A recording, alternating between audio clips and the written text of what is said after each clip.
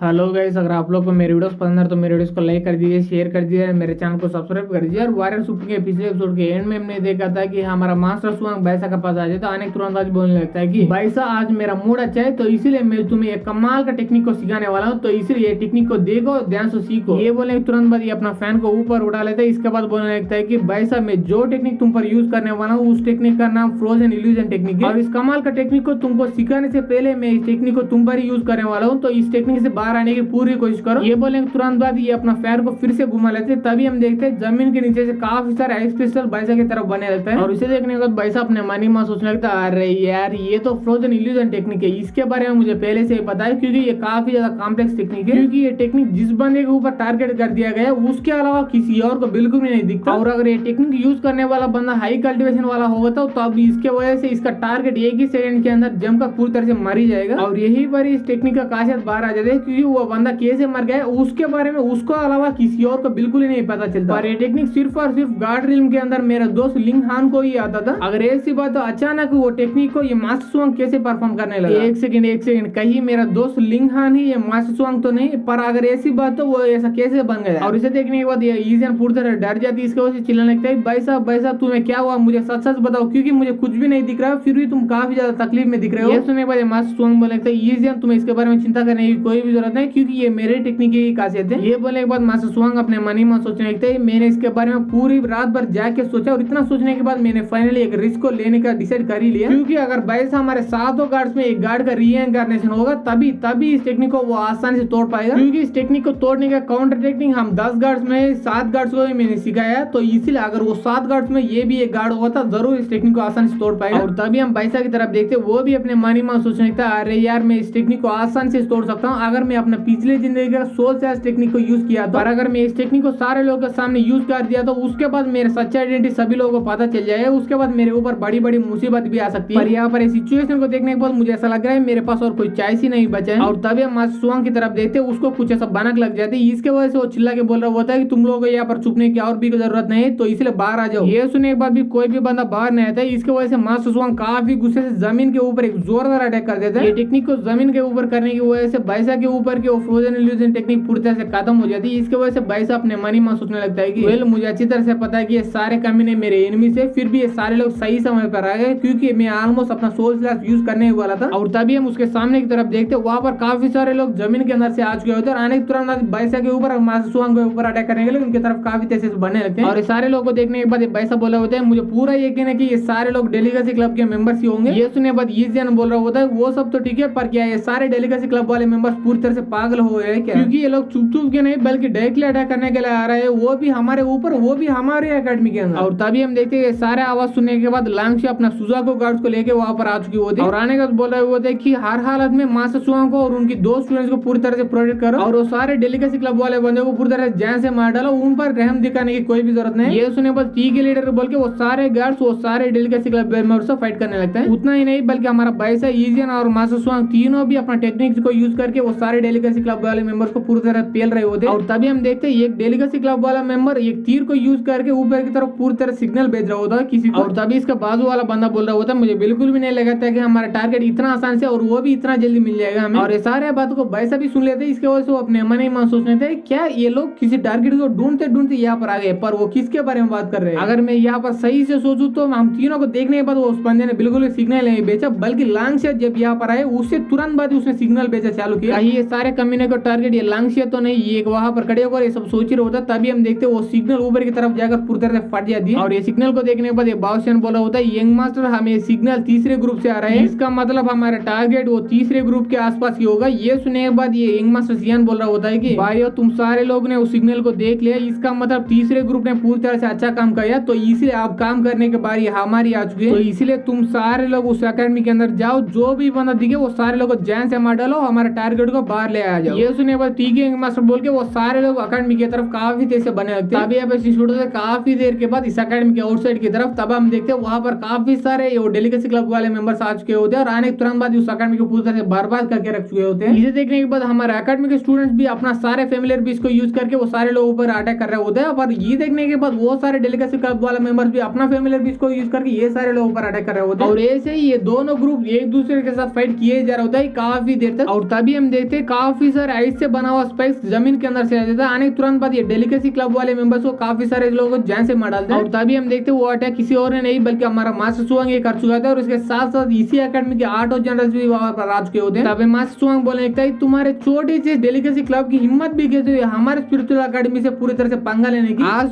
तो हम 8 जनरल्स मिलकर तुम्हारे पूरे डेलिकेसी क्लब को ही पूरी तरह से बर्बाद करके रख देंगे। और तभी हम देखते हैं वहां पर वो सारे 8 जनरल के साथ हमारा बाइसा और उसके साथ ईजियन दोनों भी आ चुके होते हैं। तब बाइसा अपने मन ही मन सोचने लगता है कि जब मैंने लांगशिया से पूछा बाहर आके फाइट करने के लिए हमारे साथ, उसने मुझे ये जवाब दिया कि प्रिंसिपल ने मुझे बाहर जाके फाइट करने के बिल्कुल ही परमिशन नहीं दिया, तो इसलिए तुम जाओ, मैं यहीं पर रहकर पूरी तरह से फाइट करूंगी इन सारे लोगों से। ये सोचने के बाद ये बाइसा ईजियन से बोला होता है ईजियन यहाँ पर कुछ तो गड़बड़ चल रहा है, क्योंकि वो डेलिकेसी क्लब वालों को भी अच्छी तरह से पता है कि हमारे एकेडमी से पंगा लेंगे तो उसके बाद वो ही नंगा हो जाएंगे, फिर भी वो लोग हमारे एकेडमी के ऊपर अटैक कर रहे हैं, ऐसा क्यों। ये सुनने बाद ईजियन बोलते हैं बाइसा ये सारे बात सोचने के लिए हमारे पास अब समय नहीं है, तो इसीलिए चलो चलते हैं फाइट करेंगे। ये सुनने बाद ठीक है बोल के बाइसा भी फाइट करने के लिए सामने की तरफ बढ़ी जा रहा होता है। तभी उसके माइंड में कुछ ऐसा आवाज आने लगता है और वो आवाज बोलने लगता है बाइसा तुम्हें फाइट करने की कोई भी जरूरत नहीं, तुम्हें जाओ, जाने तुरंत बाद लांगशिया को ढूंढ लो। ये सुनने बाद बाइसा चौंक जाता है और पूछने लगता है क्या प्रिंसिपल ये आप ही का आवाज है क्या। और तभी हम देखते हैं वो प्रिंसिपल और उसके साथ तीनों वाइस प्रिंसिपल इसी एकेडमी के एक चोटी के ऊपर खड़े होते हैं। तब ये principal mind to mind Baisa से और भी बोलने लगता है कि बाइसा ये डेलिकेसी क्लब वाले मेंबर्स का टारगेट और कोई नहीं बल्कि लांगशिया है, तो इसलिए मैंने उसको बाहर जाने का बिल्कुल भी परमिशन नहीं दिया, फिर भी वो लोग लांगशिया के पास पहुंच सकते हैं, तो इसलिए तुम ही उससे पहले लांगशिया के पास पहुंचना, पहुंचेंगे तुरंत बाद उसका हर हालत में प्रोटेक्ट करते रहना। ये सुने तुरंत बाद बाइसा अपने मनी में सोचने था अरे यार उस वू लियांग ने मुझे पहले ही बोल दिया था कि उस पिज्जा एम्पायर के प्रिंस या प्रिंसेस इसी एकेडमी के अंदर छुपा पड़ा था, तो इसका मतलब लांगशिया और कोई नहीं बल्कि उसी पिज्जा एम्पायर का प्रिंसेस होगी, तो इसलिए मुझे हर हालत में जाकर उसे प्रोटेक्ट करना पड़ेगा। ये सोचने तुरंत बाद वो सारे लोग वहां पर छोड़ के बाइसा उस लांगशिया की तरफ काफी तेजी से बनने लगते हैं। और जब ये जुड़ो लांगशिया की तरफ वहां पर इतना खतरनाक फाइट होने की वजह से वहां पर वो सारे सुजाकू गार्ड्स भी मारे जा चुके होते हैं और इसके साथ डेलिकेसी क्लब वाले सारे मेंबर्स भी मार चुके होते हैं एक बंदे के अलावा, और उसी बंदे को पकड़ के हमारा लांगशिया ने चेन से बांध दिया होता है। इसके बाद ये पूछने लगते हैं आप चलो भाई बोल भी दो तुम इस एकेडमी के अंदर घुसने की क्यों कोशिश की, तुम्हारा टारगेट असल में कौन है। ये सुनने बाद सामने वाला बंदा बोल रहा होता है कि एक्चुअली मैं भी तुझे सच में बताना चाहता हूँ, पर एक बार उसका नाम सुनोगे उसके बाद तुम्हारे फटके तुम्हारे हाथ में आ जाएगी, क्योंकि हमारा टारगेट और कोई नहीं बल्कि तुम ही हो, और यहाँ पर तुम्हारे ऑलरेडी सुजाकू गार्ड्स पूरी तरह से मारा जा चुके हैं, तो इसलिए अब तुम्हें प्रोटेक्ट करने वाला यहाँ पर कोई भी नहीं है। ये सुनने बाद लांगशिया बोलेगी तो ओके तो तुम्हारा टारगेट मैं ही हूँ और मुझे पहले से ये शक था, पर तुम्हें मेरे बारे में चिंता करने की कोई भी जरूरत नहीं, क्योंकि यहाँ पर मुझे बचाने के लिए कोई भी नहीं है और मुझे पकड़ने के लिए भी कोई भी नहीं है। अभी वहाँ पे काफी सारे बंदे आ जाते, उनमें से एक बंदा बोल रहा होता है यही पर तुम गलत हो, क्योंकि हम सारे लोग यहाँ पर तुम्हारे लिए आ चुके हैं। ये बोलने के तुरंत वो बंदे और उसके साथ काफी सारे बंदे लांगशिया के ऊपर एक जोरदार अटैक कर देते हैं, पर इसे देखने के बाद लांगशिया पीछे आकर उसे डैश कर लेते हैं। और तभी हम देखते हैं वहाँ पर वो यंग मास्टर जियान आ चुका होता है और वो बंदा किससे लांगशिया पहले बात कर रहा था उस बंदे को पकड़ के वहीं पर जान से मार डालता है। और उसे मारने के बाद ये लांगशिया से बोला होता है कि ग्रीटिंग्स योर मैजेस्टी, आप असल में यहाँ पर कैसे हो। और इतना सारा बंदे को वहाँ पर आता हुआ देखकर ये लांगशिया भी पूरी तरह से डर जाते हैं और चौंक जाते हैं। और तभी हमारे ये एपिसोड यहीं पर खत्म हो जाती है। अगर आप लोगों को ये एपिसोड पसंद आए तो ये एपिसोड को लाइक कर दीजिए, शेयर कर दीजिए एंड सब्सक्राइब कर दीजिए। Thanks for watching guys.